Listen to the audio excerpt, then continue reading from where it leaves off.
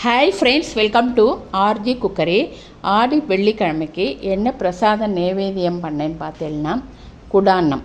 அதாவது இது லலிதா சகஸ்ரநாமத்தில் குடான்ன பிரீத மனசா 103வது ஸ்லோகம் வரும்.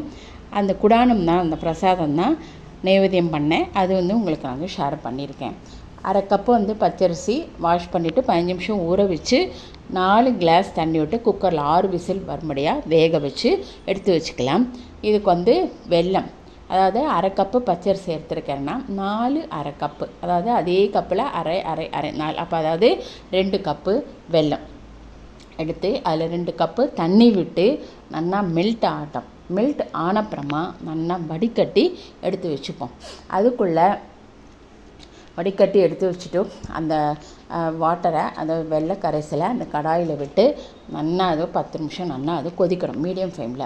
அதுக்குள்ளே நம்ம சாதம் வெந்துடும். அதை நல்லா மசிச்சு விட்டு கரண்டியால் நம்ம 10 நிமிஷம் ஆனப்புறமா அந்த மசித்த குழஞ்ச சாதத்தை எடுத்து நம்ம அந்த வெள்ளை கரைசலில் போட்டுருவோம். திரும்பி ஒரு 10 நிமிஷம் மீடியம் ஃப்ளேமில் நல்லா அது கொதித்து கெட்டியாகணும். அப்போ அரை ஸ்பூன் ஏலக்காய் பொடி போடுவோம். ஏலக்காய் பொடி போட்டுட்டு நல்லா கெட்டியாக நெய் நம்ம ஒரு 1/4 கப்பு நெய் வேணும், கட்டாயமாக நெய் வேணும். அப்போ தான் நல்லா டேஸ்ட்டாக நல்லா இருக்கும். அதாவது அப்பப்போ 2 ஸ்பூன் விட்டு நம்ம அப்படியே கிளறிண்டே இருக்கணும். அதுக்குள்ளே 3 ஸ்பூன் நெய் விட்டு நம்ம தேவையான நட்ஸு, முந்திரி பருப்பும் நான் கிஸ்மிஸும் எடுத்திருக்கேன். அதை போட்டு இறக்கியாச்சுன்னா 10 நிமிஷம் ஆனப்புறமா நம்ம வறுத்ததை அதில் போட்டு எடுத்தாச்சுன்னா ரொம்ப ரொம்ப டேஸ்டியான அம்பாளுக்கு உகந்த குடான்னம் பிரசாதம் தயாராகிடும்.